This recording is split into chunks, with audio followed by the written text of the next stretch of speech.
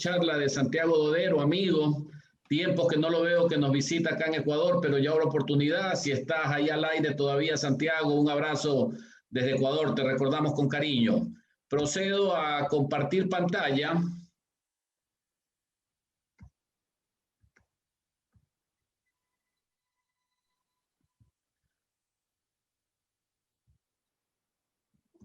Para conectarnos un poquito con la presentación. Bien, a manera de una presentación mía, que era un poco el formato que se había pedido en la FEI, soy autor de varios trabajos sobre empresas familiares y competitividad que han sido publicados por algunos periódicos y revistas especializadas, tanto acá en Ecuador como de manera internacional.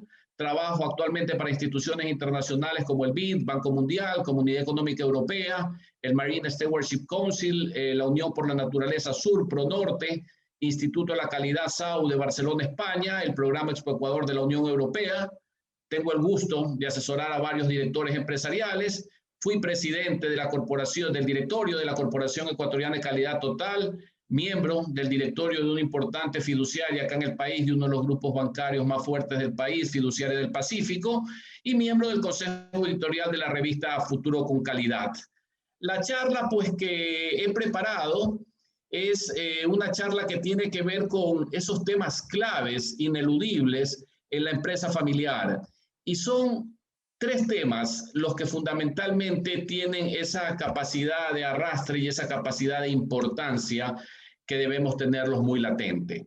Entonces, entrando ya a la primera lámina de la charla, les diría que la charla de hoy va a versar sobre esos tres temas claves de la empresa familiar. Arranquemos un poquito planteándonos la siguiente interrogante. ¿Qué es lo que sucede normalmente en las empresas familiares? Y sigo haciendo preguntas. ¿Cómo así? En algunas empresas familiares, el desempeño de los negocios genera resentimientos, rompimientos, pugnas y, créanme amigos, a veces hasta peleas de por vida. Asimismo, en otras empresas familiares no hay problema. Quisiera contarle algunas anécdotas que en el ejercicio de mi profesión como consultor me ha tocado vivir. Y conversando y apoyando a varios grupos empresariales, pequeños, medianos y grandes, hay una característica que es transversal, pero la mayor elemento es la diversidad. Cada empresa familiar es un mundo aparte, porque cada empresa familiar está en una propia etapa como empresa, está en una propia etapa como familia. Incluso la propiedad no necesariamente se encuentra en manos de la primera generación o de la segunda, sino de la tercera generación. Y dependiendo de esas circunstancias, la propiedad está bastante fragmentada. Entonces, todos estos elementos de la madurez de la empresa, no es lo mismo una empresa de 15, 20 años a una empresa de 80, 90 años. No es lo mismo una familia que está en primera y tal vez segunda generación al interior de la empresa que una familia que está en tercera y cuarta generación al interior de la empresa. No es lo mismo una propiedad que está en la primera generación o que está en la segunda generación o que está en la tercera generación. Son tan diversos estos mundos que a veces la propiedad no llega fragmentada, por ejemplo, de la primera a la segunda generación, sino que ocurre cosas como que un hermano no se entiende con el otro hermano o con los otros hermanos. Y en ese sentido deciden ceder, uno de ellos, vender su participación accionarial y la concentra nuevamente un solo miembro de la familia, de segunda generación, o tal vez hasta de tercera generación. Y esas son condiciones distintas que cada una de las empresas tiene y de esa manera se van manejando las cosas. Dentro de esta diversidad de escenarios que se presentan en el mundo de la empresa familiar, ¿qué anécdotas quisiera compartir el día de hoy? Recuerdo en alguna ocasión una familia empresaria, porque quiero también hacer notar que es un tema profundamente emocional. Aquí se mezclan valores, se mezclan dineros, se mezclan sentimientos y como se tratan de una misma familia, muchas veces las cosas no se exteriorizan, sino que se las guardan en el interior de cada persona. Pero esa persona guarda ciertos sentimientos que van madurando con el transcurso del tiempo Y, por ejemplo, cuando tiene 20 años, alguien me comentaba que percibía que no recibía el mismo trato que recibían sus otros hermanos. Él sentía un trato discriminatorio en el sentido negativo, sentía que sus padres daban preferencia a las expectativas y a las necesidades de sus hermanos.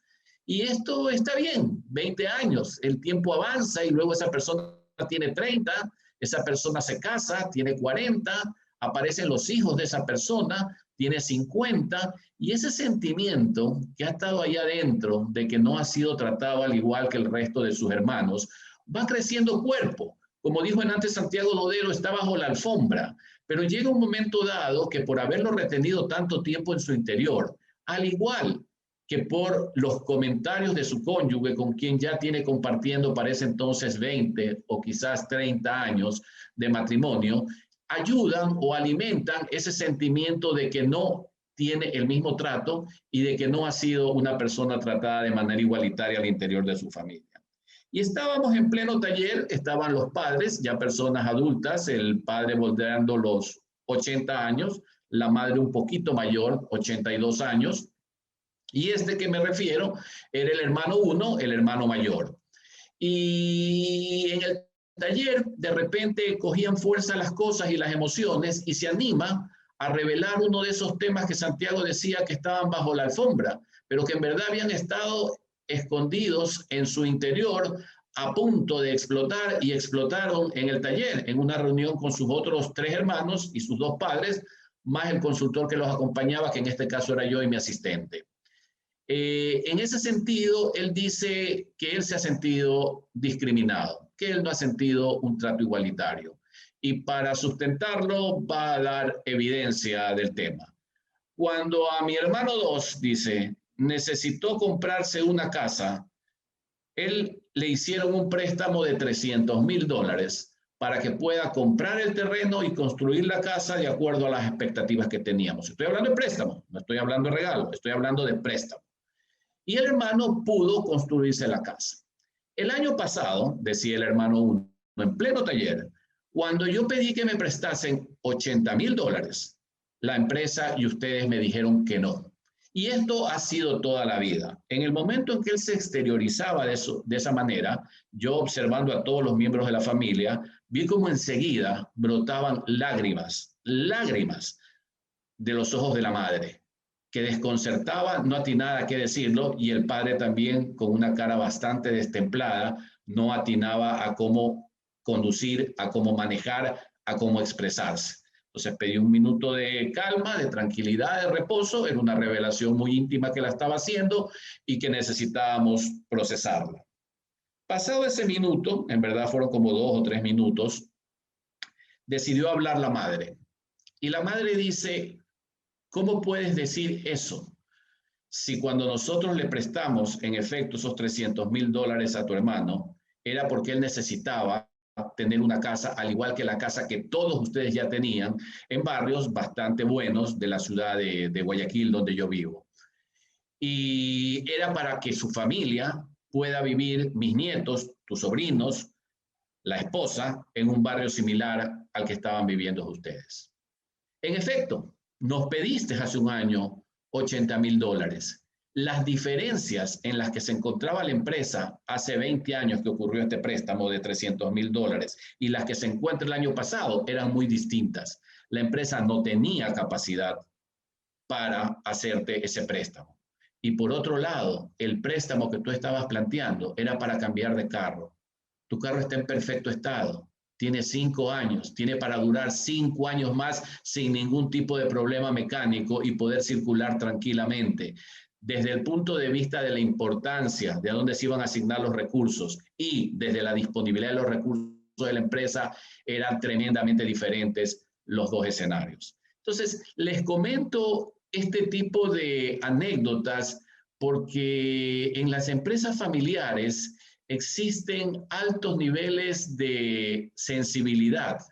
Como existe mucho amor entre los miembros de la familia, nosotros no nos animamos a decir las cosas que nos están molestando. Y las callamos. Y las callamos por un mes. y las callamos por un año y las callamos por 20 años hasta que revientan como una verdadera bomba atómica y causan verdaderamente una conmoción y una ruptura y unos resentimientos en la familia bastante fuertes y difíciles de manejarlos.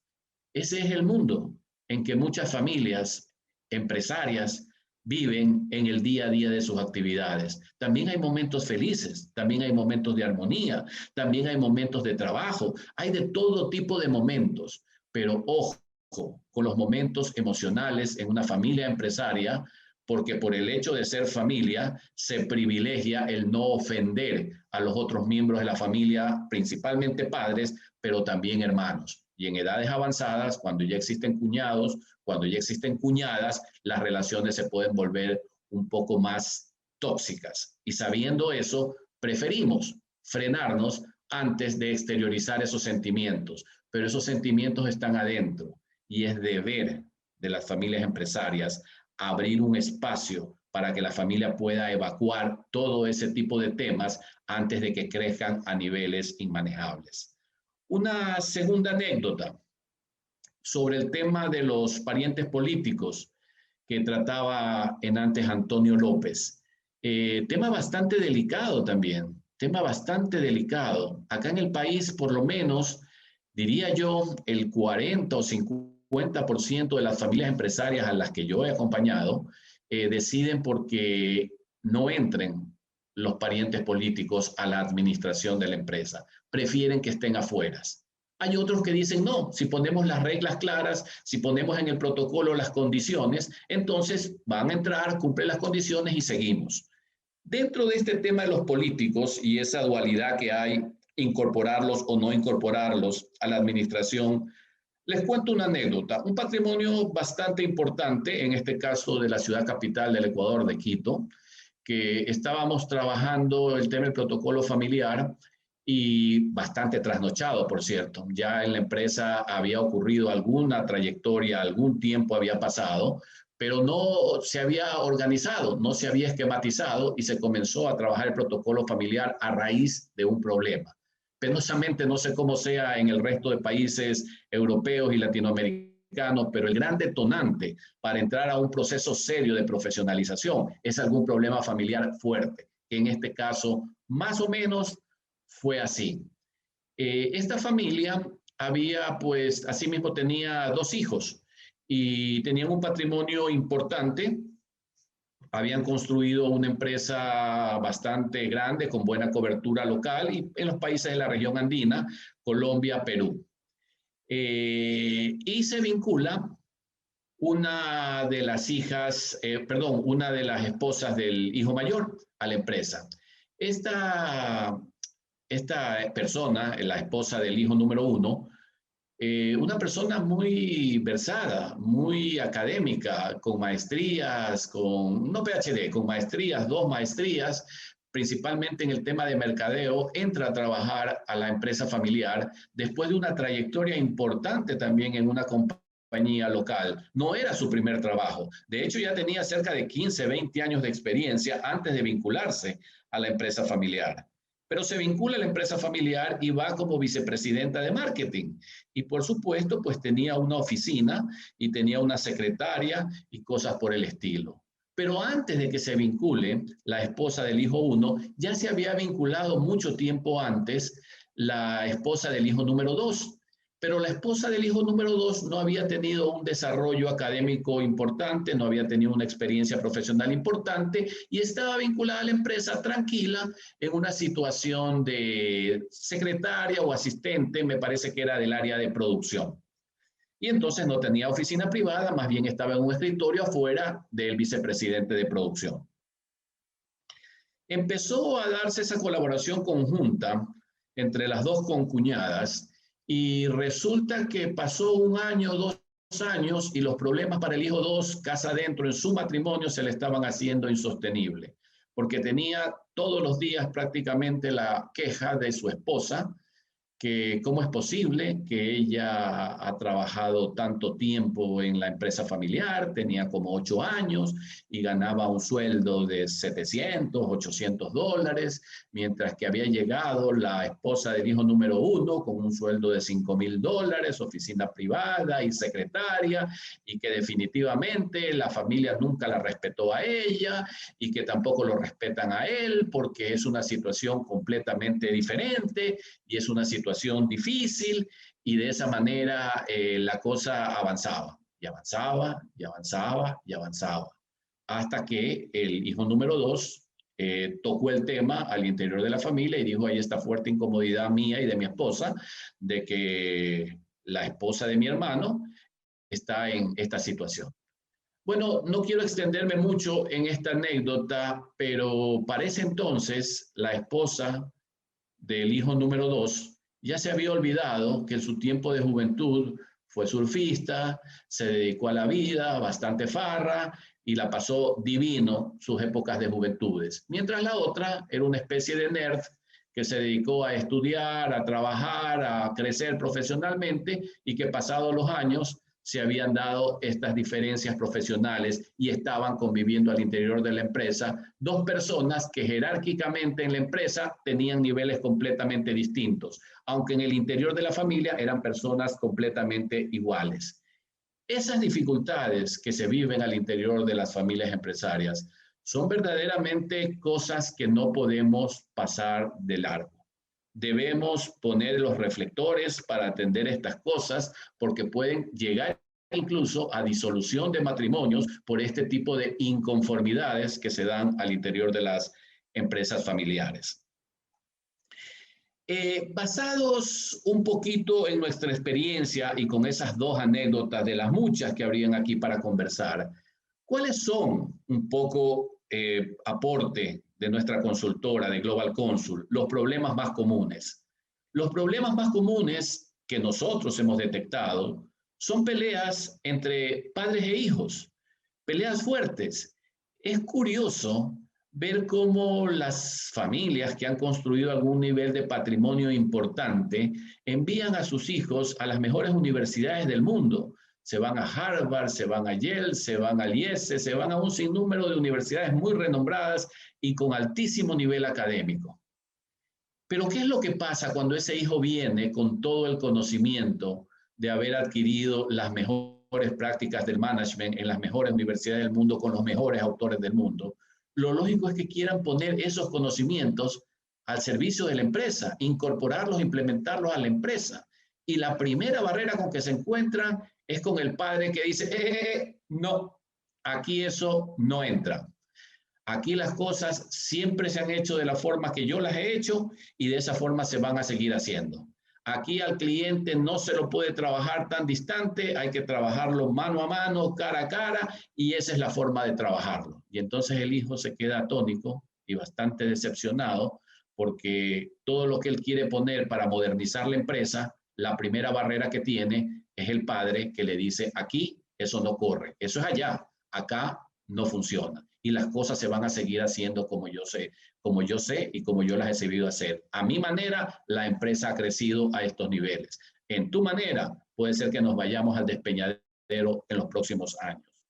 Esa partecita que es algo hasta irónica, te envío a estudiar a las mejores universidades del mundo y cuando traes el conocimiento global de la mejor manera y lo quieres incorporar, te digo que no, es algo que invito seriamente a reflexionar a los empresarios, a los padres y a la segunda generación, a que logren construir un modelo híbrido, si quieren, que incorpore esas prácticas que han llevado al crecimiento y desarrollo de la empresa, pero que también modernicen con todas las nuevas prácticas de management, de control y de todos los temas que son los que darán robustez y continuidad a la empresa. ¿Qué otro problema? Choques entre hermanos. Lo dijo Santiago Dodero hace media horita. Hay dificultades entre los hermanos.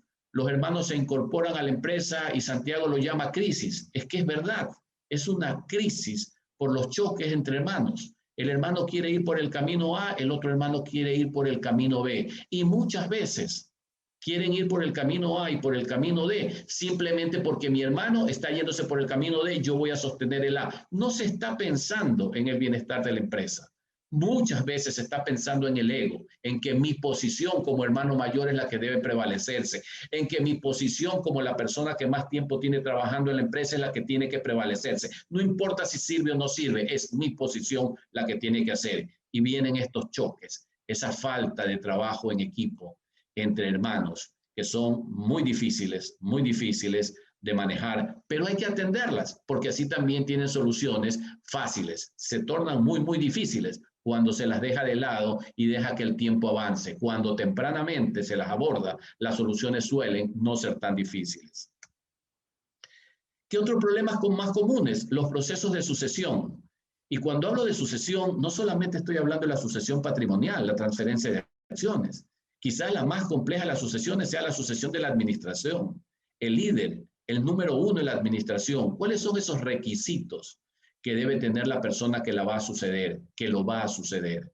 ¿Están debidamente identificados? ¿Los conocen los posibles aspirantes? ¿Cuáles son los requisitos para optar por el puesto del número uno en la administración? ¿O se los va a improvisar y se va a elegir a dedo a última hora quién es el que manejará? ¿Qué tal si ponemos requisitos y condiciones previas para que todos los que aspiren a esa posición puedan saber en qué tienen que formarse, en qué tienen que trabajar, cuántos años de conocimiento de la empresa deben haber estado al interior de ella trabajándolos, cuántas maestrías deben tenerlos si se trata el tema de formación, cuánta experiencia laboral fuera de la empresa familiar previa deben traer consigo antes de ocupar una posición de liderazgo en la empresa familiar. Son todos esos temas los que nosotros necesitamos ir conciliando para dar señales claras y equitativas a todos los miembros de la familia que quieren aspirar y también tratar el tema de ¿qué tal la posibilidad de que un experto, de que un externo pueda manejar las riendas de la organización y no necesariamente esté condicionado a un familiar? Esos temas hay que conversarlos, hay que debatirlos, hay que discutirlos, no como un día de trabajo, como una pausa que se debe hacer dentro de estos ejercicios de protocolo familiar para reflexionar a conciencia las características. Porque sepan ustedes que si nosotros forzamos a que uno de nuestros hijos sea el que maneje la empresa y este sea capaz de generar 10 millones de utilidad y dejamos de lado a un externo que quizás con mejor formación, mejor conocimiento en la industria, más años de experiencia, pueda generar 20 millones de utilidad para la empresa, todos los que tenemos propiedad en la empresa estamos perdiendo 10 millones de dólares en el ejercicio que estoy haciendo por presionar a que sea un miembro de la familia el que deba manejar la empresa. Tenemos que reflexionar sobre esos temas. Tenemos que ver, nosotros como familiares, empresarios, y lo voy a tratar más adelante esta charla, estamos obligados a ponernos 3 sombreros. Y esos 3 sombreros tenemos que ponérnoslos constantemente en estos talleres y en estos procesos de reflexión cuando vamos construyendo el documento que vayamos construyendo. Y finalmente, diría yo, hay muchos más, pero quizás estos son los más frecuentes, los que más emergen, es la desmotivación de los miembros familiares. Los miembros familiares se desmotivan. Mi papá no me dejó poner las cosas que yo quería, que vine aprendiendo de Harvard, que las estudié con Porter, con Kaplan y con todos estos grandes gurús que fueron mis profesores. Hoy que quiero ponerlas, veo cómo las multinacionales las usan, las empresas familiares también las usan, pero aquí en mi empresa familiar mi papá es reacio a eso y entonces no me deja imponer y yo que sé todos los beneficios que trae eso para la empresa, no puedo ponerlo en práctica, me desmotivo. Y me voy desmotivando y me voy desmotivando y me voy desmotivando al punto de posiblemente terminar desvinculándome de la empresa familiar. Veamos un ejemplo, un poquito de ese ruido que existe cuando lo miramos las cosas con un enfoque empresarial y con un enfoque familiar. Abordemos primero el tema de la selección. Con lentes empresariales, la selección es clarísima, es contratar a los recursos más competentes. No miro nombres, no miro apellidos, veo competencias de las personas para ejercer un determinado puesto.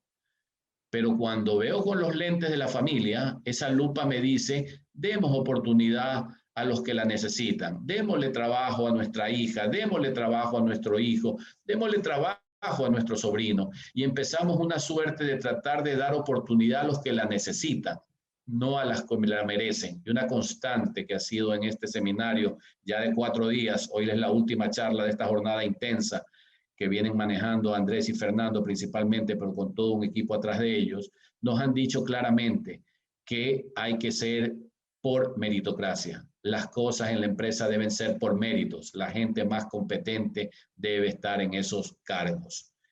Compensación. Con la lupa de empresarios, asignar sueldos y beneficios por valores del mercado y las evaluaciones en función de capacidad. La misma compensación, el mismo concepto con la lupa de familiar. Asignémosle recursos de acuerdo a las necesidades individuales o desarrollo de los familiares. Entonces, si estoy incorporando un asistente de gerencia o un asistente de gerencia financiera y eso tiene un valor de mercado de $2,000, quiere decir que yo puedo encontrar una persona con $2,000 muy solvente para apoyar al gerente financiero. Pero si es mi hijo el que va a entrar a trabajar de asistente de esa gerencia financiera, entonces mi hijo con $2,000 no puede vivir. En el estatus, en los colegios que estamos, no puede vivir. A él, en ese puesto, hay que pagarle $5,000. Y esa diferencia de $3,000, que multiplicado por 12 meses son $36,000, son temas que le pegan fuertemente a la rentabilidad del negocio. Es decir, lo que con una mano estamos dando generosamente en sueldo a familiares, con la otra mano se lo estamos quitando a los accionistas de la empresa. Tengamos también presente todas esas regalías que se lo hacen con el cristal familiar, terminan perjudicando al empresario, terminan perjudicando al accionista. Evaluación. Se diferencian las personas por su capacidad de rendimiento. Eso nos dice la lupa empresarial. La misma evaluación con la lupa familiar. Establecer diferencias de acuerdo a las necesidades de cada uno. Muy parecido al anterior. Capacitación. Proporcionemos oportunidades orientadas a satisfacer las necesidades del negocio. Esa es la capacitación que busca la empresa. Pero cuando lo vemos con la lupa de familia, proporcionemos oportunidades de capacitarse para satisfacer las aspiraciones de los integrantes de la familia. Ese humo que está en la lupa familiar tiene serias distorsiones y tiene serias complicaciones de acuerdo a lo que la familia espera y a lo que la empresa espera. Son temas que tenemos que irlos ordenando en conversaciones serias, reflexivas, donde se manejen este tipo de temáticas. Yo les había dicho que cuáles son esos 3 temas claves de la empresa familiar. Estos son los 3 temas claves de la empresa familiar. El mundo de la empresa, el mundo de la familia y el mundo de la propiedad. En verdad son macro temas, porque cada uno de ellos tiene una serie de temas y subtemas impresionantes que tenemos que abordarlos y que tenemos que irlos conversando y discutiendo. Veámoslo así como está la gráfica momentáneamente por separada, porque van a ver ustedes cuando se unen, y en antes Antonio López me mostraba estos 3 círculos unidos, y van a ver la diferencia que existe de los círculos separados y de los círculos unidos. Hablemos un momentito de la empresa. ¿Cómo se manejan las relaciones en una empresa? Una empresa convencional, no familiar, enfocadas en el negocio, como dice la lámina. Es decir, si una empresa tiene una necesidad de llenar una vacante, esa vacante la va a llenar convocando a un concurso donde se van a presentar 20, tal vez 30 personas que van a tener una primera evaluación y de las cuales van a quedar 10 que van a una segunda evaluación y finalmente de esa segunda evaluación se queda una terna y esa terna el que va a trabajar su jefe inmediato superior escoge a uno de esos 3 que están igualmente calificados con el que haga más clic su parte interpersonal y lo contrata. Muy bien. Ese es el proceso recién para entrar. Ahora, ¿qué pasa en su desempeño dentro de la familia? Esa persona que fue contratada, ojo, ganó de otras 29 que no fueron seleccionadas. Pero bueno, uno llegó. Esa persona, si es que el horario de trabajo es de 8 de la mañana a 5 de la tarde, ¿cuál es el horario que va a cumplir? Exactamente ese de 8 a 5 y posiblemente a 6 o a 7 de la noche quedándose cuando tenga tareas y sobrecargas. ¿Y eso es suficiente para crecer en esa empresa? No, no es suficiente, porque además de todo eso, le asignan metas, le asignan objetivos, y el cumplimiento de las metas y objetivos son los que le van a permitir su ascenso al interior de la organización. ¿Y puede llegar a ser el número uno de esa empresa convencional, esa persona? Sí, sí puede llegar a ser el número uno, pero después de una larga data y una trayectoria de éxitos y de aciertos en cuanto a su cumplimiento de metas, objetivos y propuestas que hagan que se merezca ese puesto. Es decir, una trayectoria profesional impecable, una hoja de vida impecable. Y yo les pregunto en este punto, ¿cuál es el objetivo de la empresa? ¿Cuál es el objetivo de una empresa? El objetivo de una empresa es la generación de riqueza. Ese es el objetivo de una empresa. Riqueza para sus trabajadores, riqueza para su comunidad, riqueza para sus accionistas, riqueza para todos sus stakeholders. Y ahora les hago la misma pregunta, pero voy a añadir una palabra. ¿Cuál es el objetivo de una empresa familiar? Ya no solo empresa. ¿Cuál es el objetivo de una empresa familiar? Exactamente la misma respuesta. La generación de riqueza para sus dueños, para sus comunidades, para sus empleados, para sus proveedores, para sus clientes, para todos sus stakeholders. No es distinto el objetivo de una empresa convencional al objetivo de una empresa familiar. Avancemos en el otro círculo. ¿Cómo se manejan las relaciones familiares de una familia cualquiera? No una familia empresaria, una familia cualquiera, enfocadas en el bienestar. El padre y la madre, sean o no dueños de una empresa, de un pequeño negocio, de un gran negocio, sean solamente trabajadores, están muy enfocados en el bienestar de toda su familia, de sus hijos menores, mayores, a medida que van creciendo y dándole sustento para que todo eso funcione. Y durante estas jornadas hemos visto que la principal importancia que tiene es la generación de felicidad. Entonces, el objetivo de una familia, cualquiera, es la generación de felicidad. Ahora les hago la misma pregunta. ¿Cuál es el objetivo de una familia empresaria? Y la respuesta es exactamente la misma, la generación de felicidad para todos sus miembros. Todas las familias, empresarias o no, estamos interesados en el crecimiento y desarrollo de nuestra pareja, de nuestros hijos, de los cónyuges, de los parientes políticos que vayan llegando, de las generaciones como vayan creciendo. Vamos ahora al tercer círculo, al círculo de la propiedad. ¿Cómo se manejan las relaciones de la propiedad? Tal como dice la lámina, enfocadas en la rentabilidad. Yo tengo por ahí producto del ahorro, producto de dividendos o lo que sea, una capacidad de $20,000 y los puedo ir a poner en el banco para mediante una póliza de acumulación tratar de tener un 5%, 3% de beneficio al término del año y en lugar de 20,000 terminar con $21,000, algo más de utilidad. Y habré ganado $1,000 y pico producto de los rendimientos. Pero también tengo la oportunidad de poder invertir en empresas y tratar de obtener rendimientos mayores a través del mercado de valores. Y en lugar de dejarlos en el banco descansando en una póliza por un año, los pongo, por ejemplo, en una de las empresas ganadoras de esta pandemia, que son las empresas de tecnología, las empresas de salud, y posiblemente mis rendimientos vayan a ser bastante mayores que los que se generan en el banco. Entonces, cuando nos vemos como propietarios, cuando nos vemos como tenedores de acciones, el objetivo principal es la generación de ganancias, es la generación de dividendos, la generación de la valoración de empresas. Esa es la ganancia que estamos aspirando. Y muchos de nosotros hemos invertido en Microsoft, en Johnson & Johnson, en algunas empresas de turismo que vemos que hoy están caídas y sus acciones están bastante depreciadas y que le vemos un potencial de crecimiento y hacia allá vamos. Y invertimos en eso para al cambio de un tiempo tener beneficios. ¿Cómo son? Ahora sí me meto en las relaciones de una empresa familiar. Ya no solo empresa, no solo familias y no solo propiedad, sino todo junto.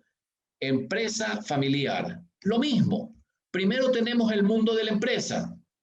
Luego tenemos el mundo de la familia, que ya genera una intersección. Luego tenemos el mundo de la propiedad, que ya genera 2, 3 intersecciones.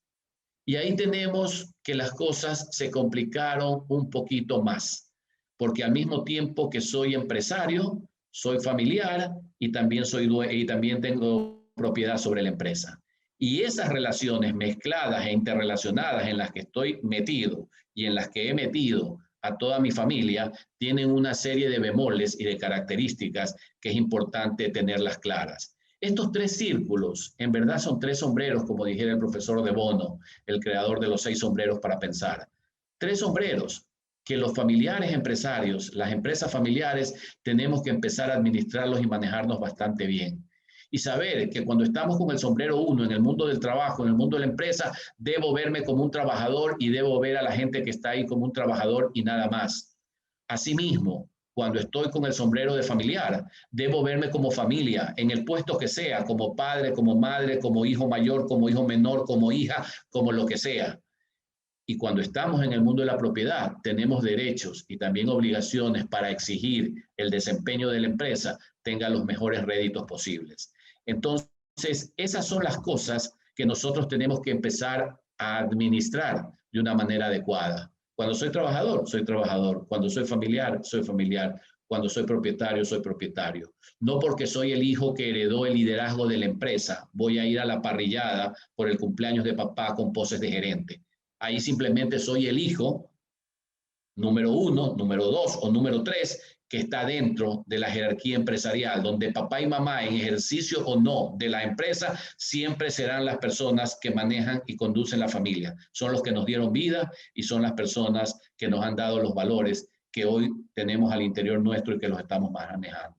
Asimismo, cuando estoy en el mundo de la empresa, y estoy a cargo de la empresa, no puede venir mi papá, por ser papá, a desautorizarme en la empresa en decisiones que yo he tomado. En la empresa, si soy el número 1, debo hacerme respetar como el número 1 y respetar a todas las personas también en la posición que tenga. Y como propietario, exigir a la administración que se haga un buen desempeño y un buen manejo, porque ahí hay dividendos que afectan la calidad de vida que yo voy a tener con mi familia. ¿Qué otras intersecciones tenemos? La número 4. Es decir, trabajo en la empresa y soy miembro de la familia, pero no tengo acciones. ¿Qué otra intersección tenemos? La 5. Soy dueño de la empresa, tengo acciones y soy miembro de la familia, pero no trabajo en ella. ¿Qué otras intersecciones? Tengo propiedad de la empresa y trabajo en la empresa, aunque no soy miembro de la familia. Y finalmente la 7, quizás la más compleja, en la que cumplo todos los roles. Soy trabajador, soy familiar y soy dueño. Y ahí ustedes pueden ver claramente cómo esos tres círculos, que en un comienzo se los mostré por separado, cuando no somos parte de una familia empresaria o no tenemos una empresa familiar, son bastante fáciles de manejarnos, como ahora, para las empresas que tenemos el desafío de ser empresas familiares o las familias que somos familias empresarias, tenemos que administrar estas 7 posibilidades con nosotros incluidos en alguna de las intersecciones y con nuestras esposas y con nuestros hijos, también en diferentes posiciones e intersecciones, edades y otro tipo de relaciones. Hablemos un poquito del fundador. Mis colegas anteriormente han hablado de ese fundador joven que está montando la empresa y que tiene muchos bríos y que tiene muchas capacidades. Pero el tiempo pasa para todos y también pasa para el fundador. Yo les quiero mostrar un poquito ahora la faceta del fundador ya entrado en años, allá por los 75, 80, en algunos casos 85 años, que están frente a la empresa. Ellos tienen una serie de temores. No es fácil hacer la sucesión a un externo o a un miembro de la familia. Son cosas complejas. Hay temores del fundador cuando está entrado en años que dice, sin mí, el negocio no existe. A veces lo veo y digo, más bien sin el negocio, soy yo el que no existe. Si me retiro, no voy a saber qué hacer. Algún empresario me decía, Mauricio, odio la jardinería, no sabría qué otra cosa hacer con tanto tiempo libre. Nadie puede llevar el negocio tan bien como yo lo sé hacer. No quisiera tener que decidir, no quiero decidir cuál de mis hijos será el sucesor, que ellos decidan cuando llegue el momento. Craso error que se comete con mucha frecuencia, porque lo que están dejando es una bomba de tiempo que de la ausencia del fundador se va a desactivar de una manera muy potente, con daños verdaderamente irreversibles en ocasiones. Sí recomiendo altamente, sobre todo los empresarios que me están escuchando que no dejen pasar este tema. Este es un tema que tienen que abordarlo y este es un tema que tienen que tratarlo. La sucesión es un tema clave. Otro me decía, Mauricio, mira, los chicos quieren introducir cambios en la empresa. Si es que yo no estoy allí, ellos lo van a hacer. Y el fundador tiene en la cabeza que lo hacen y la empresa desaparece. Mi mayor fuente de ingresos es el negocio, me han dicho. Tengo que estar allí para protegerlo. Y se quedan y no se quieren ir y retrasan muchas veces por días, por meses, por años la salida para que exista el relevo. Por todos estos temores, que los hijos están lejos de verlos y de visualizarlos. Y es ahí donde, coincidiendo con Andrés Vial, el apoyo de un consultor, personas que estamos manejando el día a día, que tenemos la oportunidad de vincularnos a diferentes familias, tenemos estas experiencias y tenemos estas visiones que podemos ayudar a aperturar los ojos de esas familias y considerar temas que para ellos pueden ser muy simples o muy ligeros, pero que nosotros hemos visto las consecuencias que traen el dilatar este tipo de temas. ¿Qué desafíos, no? ¿Cómo darle continuidad a la empresa? ¿Cómo construir, o en algunos casos que ya lo tienen, cómo mantener la armonía familiar? ¿Cómo planificar la sucesión patrimonial? Grandes temas que tienen que los empresarios abordarlos y no postergarlos más. Muchos de ustedes seguramente se estarán planteando ¿y cómo rayos manejar una empresa familiar? No es tan difícil, no es tan difícil. Existen personas con conocimientos de la temática de empresa familiar que pueden ayudar a hacer más fácil y más simple el viaje como empresarios familiares, trabajando en lo que los consultores llamamos el protocolo familiar. ¿Qué es el protocolo familiar?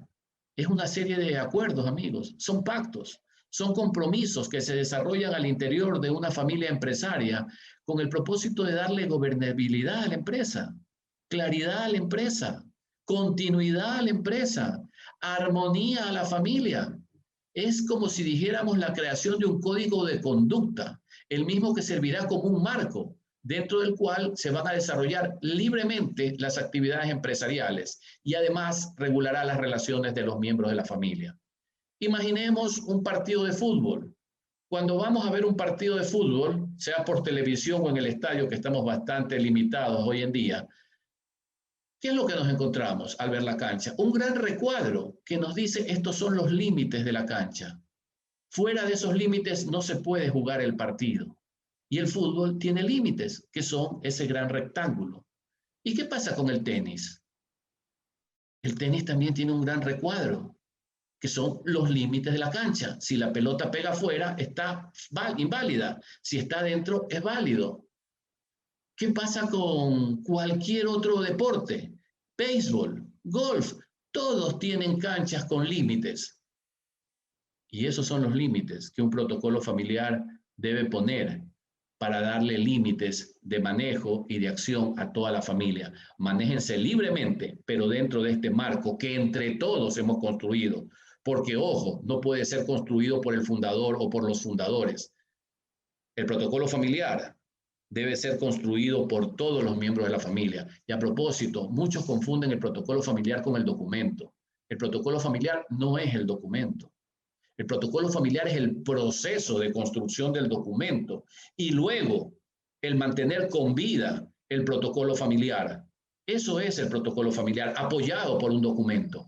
Pero el proceso de construcción, el debate, escuchar a la primera, a la segunda, si es el caso a la tercera generación, a los menores, a los mayores, a las mujeres, en un espacio manejado y administrado por un profesional, va a traer toda una vivencia de 4, 5, 6 meses, en algunos casos más, para llegar a un acuerdo. Y ese acuerdo es ese documento, el protocolo familiar, que luego tiene que tener vida y no puede ser archivado en una gaveta. ¿Qué temas se definen? Se definen temas, por ejemplo, en el área de la empresa, cómo se contratarán a los miembros de la familia en la administración de la empresa. ¿Se va a considerar merecimientos o se va a considerar apellidos? ¿Qué otros temas se definen en el protocolo familiar? La familia. ¿Qué criterios tenemos para contribuir a mantener o incrementar el afecto y la unión familiar? Las familias empresarias somos familias normales y tenemos miembros de familia que no todos estamos interesados en vincularlos al mundo de los negocios. En la familia hay artistas, hay pintores, hay escritores. En las familias hay deportistas. ¿Qué vamos a hacer con esas personas que tienen vocación distinta a la de los negocios? ¿Vamos a aislarlos del apoyo familiar? ¿Los vamos a incorporar? ¿Vamos a respetar sus vocaciones? ¿Vamos a forzar a que entren a la empresa? ¿Qué vamos a hacer con ellos? Es importantísimo hacer un alto, un stop y reflexionar sobre estos temas que estoy mencionando. En cuanto a la propiedad, ¿cuáles son los mecanismos y los criterios de sucesión? Y muchos otros temas más. Si es que los miembros de la familia que pertenecen a la administración van a tener un trato especial o diferenciado. Si la empresa trabaja para la familia o es la familia la que trabaja para la empresa. Tema crucial, amigos. ¿Qué queremos? ¿Una empresa que sea la vaca lechera que nos dota de recursos a la familia, que cómodamente estamos recibiendo los dividendos? ¿O somos gente que está dispuesta a hacer sacrificios y trabajo para contribuir al desarrollo y crecimiento de la empresa? ¿Cuáles son esos mecanismos y criterios de sucesión como socios, directores o empleados? ¿Vamos a administrar la empresa mediante un plan estratégico o lo vamos a hacer mediante improvisaciones? Esos son algunos de los muchos y variados temas que hay que discutirlos al interior de una familia, respetando los valores, las creencias, las expectativas de cada familia empresaria. Entrando ya a la parte final de esta charla, en cuanto a sus conclusiones y recomendaciones, les diría que el hecho de que exista un patrimonio familiar común, no importa si es grande o pequeño, es suficiente razón para establecer un marco que nos diga cómo se lo administrará. Cada familia en términos empresariales es un caso particular. Por lo tanto, el protocolo familiar deberá ser hecho a la medida, de acuerdo a los principios, valores, creencias y expectativas de cada familia, que es un mundo aparte. Es importante abrir un espacio para que todos los miembros de la familia puedan reflexionar y expresar sus opiniones libremente, que cada uno diga lo que cree y lo que siente de cada uno de los temas que se van abordando, para conocer el sentir que tiene cada miembro familiar sobre la empresa, sobre la familia y sobre cómo debe ser la propiedad. Y estos criterios van a variar de acuerdo a la madurez de la familia, de acuerdo a las edades de la empresa y de acuerdo a un sinnúmero de temas que espectacularmente Santiago Dodero lo expuso en sus 6 o 5 etapas de las crisis del libro que ha sacado. Este espacio que estoy sugiriendo no puede ser una reunión casual de familia, debe ser un espacio profesional, contar con una agenda, una metodología, con el apoyo de un facilitador en la medida de lo posible que sea ajeno a la familia, no que sea el primo, no que sea el sobrino, alguien que garantice equidad y transparencia durante todas las sesiones, porque las conclusiones que se obtengan deben contar con la suficiente fuerza moral, y esto solo lo vamos a obtener si cada miembro de la familia ha sido libre de expresar lo que piensa y lo que siente sobre cada uno de los temas. Opiniones mías. Es importante definir qué valores se van a transmitir a los miembros más jóvenes de las generaciones siguientes. Es importante reflexionar sobre qué esfuerzos y sacrificios se está dispuesto a hacer. La implementación del protocolo familiar debe iniciarse inmediatamente de acuerdo a lo establecido en este documento. Durante el primer año podría haber una revisión antes de procederse a su legalización, para ver si de pronto, con el entusiasmo en las reuniones, construimos un saco que nos dejó con poca movilidad y tenemos que soltar las costuras para movernos un poco más holgadas, o al revés, más bien ajustar las costuras porque está tan holgado que no dice nada.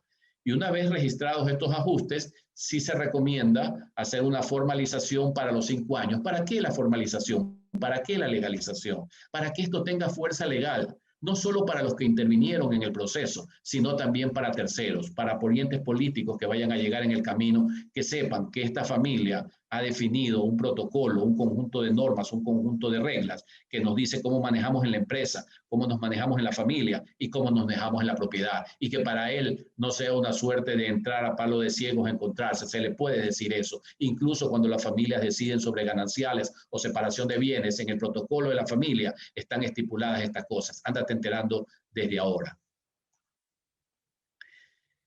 Tema importantísimo que quisiera mencionar es la institucionalización de la familia. Mauricio, nos quedan 10 minutos. Sí, lo tengo claro. Estoy por cerrar, Fernando. Gracias. Okay. La institucionalización de la familia a través de un consejo de familia. Pero no es cuestión de montar un consejo de familia para que se reúnan los familiares a conversar y a discutir. El Consejo de Familia debe tener un documento de soporte que le permita monitorear su cumplimiento, y ese documento de soporte es el protocolo familiar. Ahora sí, el Consejo de Familia tiene una hoja de ruta de cómo conducir las cosas en la empresa, cómo conducir los temas en la familia y cómo conducir los temas en la propiedad. Entonces, Consejo de Familia profesional con una hoja de ruta que es el protocolo familiar, administrando los 3 círculos o los 3 sombreros que los familiares tienen que manejar e informando a las diferentes generaciones. Sí, como te decía Fernando, estoy cerrando. Quisiera cerrar mi presentación con esta frase de una persona que admiro mucho, el profesor Peter Lynch, que es consultor de empresas familiares. Él dice lo siguiente: las familias que enfrentan el futuro unidas y que tienen claramente definidas las metas y políticas con respecto a la empresa, tienen muchas más posibilidades de éxito que aquellas que solo reaccionan ante los acontecimientos. Es decir, seamos proactivos, no seamos reactivos. Ese es el mensaje del profesor Peter Lynch con el cual quería cerrar mi conferencia, y agradecer muchísimo a todas las personas que se han conectado para esta charla, y quedo abierto para cualquier tipo de comentarios o de preguntas que quisieran hacer para ver en la medida de mis capacidades cómo podemos irlas evacuando. Un gusto. Gracias, Andrés. Gracias, Fernando. Muchas gracias a ti, Mauricio. Muy interesante tu conferencia, muy completa. Y mientras tú ibas hablando, a uno se le van ocurriendo montones de cosas y se te vienen a la mente cosas que uno ha vivido con familias, uno mismo, y la verdad que este tema de los sombreros que tú planteabas es extraordinario, porque al final uno tiene que desdoblarse, y desdoblarse no es muy fácil. Y yo diría que donde más cuesta desdoblarse es la función familia-empresa, más que la propiedad misma, digamos, cuando uno es papá y tienes que despedir un hijo, por ejemplo, o decirle que no lo está haciendo bien. Son situaciones realmente muy duras, muy complejas, pero muy necesarias, porque si uno no las ejecuta bien, al final terminas perjudicando a la empresa primero, pero finalmente a la familia.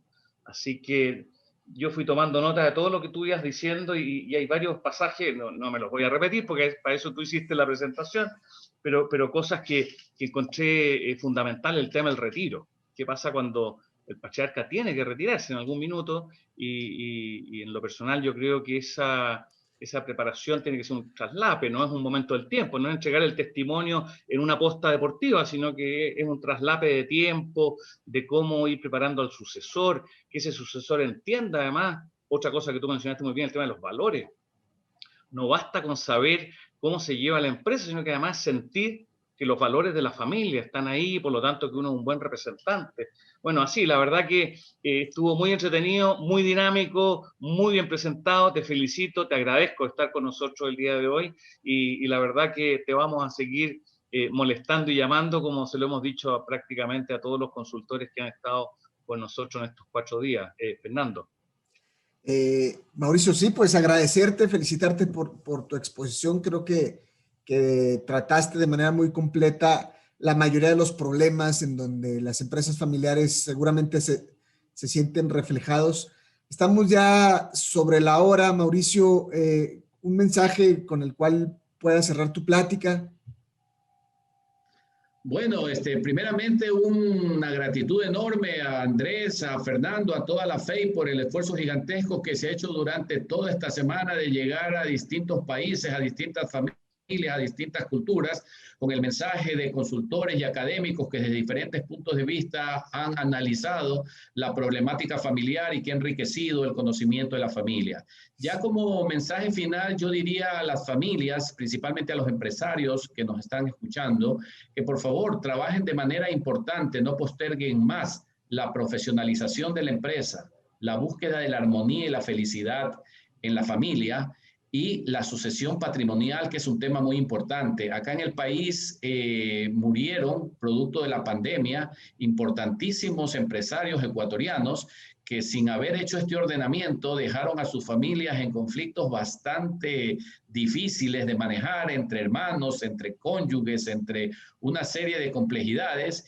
Y no hay por qué esperar a una situación calamitosa como la que nos ha tocado vivir en todo el mundo para reaccionar. Si somos empresarios, debemos ser personas proactivas, que podamos tempranamente abordar todos estos temas que nos atañen sí o sí a todas las familias empresarias. Muchísimas gracias una vez más y con mucho gusto de poder colaborar en lo que pueda con la FEI y con todo este engranaje iberoamericano que se ha montado y que se consolida día a día. Muchas gracias. Te preguntan, Mauricio, ¿piensas que cuando una generación saliente ya está trabajando con la del relevo, debe estar asistiendo como asesor y debe estar trabajando full time en la empresa?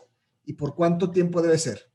Sí, ese es el traslape al que decía Andrés. No puede ser una cuestión de la entrega de una posta de Olimpiadas, toma la posta y sigue corriendo. Tenemos que recorrer juntos gran parte del camino y explicar no solamente las cosas que las metodologías del management te pueden explicar y te las pueden mejorar, cosas como la transformación digital, que las incorporas y las vas mejorando y haces a tus empresas más competitivas. Esto es esa mística que trae la generación anterior, la que está saliendo, la que tiene que entregar en bandeja, pero en una bandeja bien puesta a la siguiente generación para que la asimile, la interiorice y pueda continuar, porque ese es en verdad el legado. Todas estas otras cosas de management, que KPIs, que los demás temas, son importantísimos en la empresa de hoy.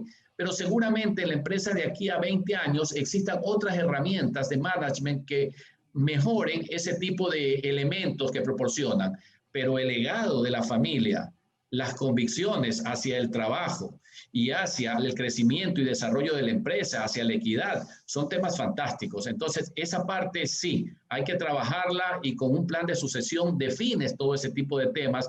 ¿Cuándo va a ser el acompañamiento, los requisitos de los aspirantes? Si pueden haber externos como aspirantes, si va a ser necesariamente un miembro de la familia. Hay culturas y culturas. Los israelitas, por ejemplo, privilegian mucho al primogénito. Entonces, si estás trabajando con una familia de esa, tratar de que ya que va a ser el primogénito, está definido con anterioridad, se lo establezca de una manera ordenada y de una manera sistémica. Entonces, sí, la posta debe ser entregada de una manera excepcional y bueno, sería un poquito el mensaje que doy a los empresarios que nos acompañan. Santiago, te veo como conectándote. Qué gusto si te dejas ver.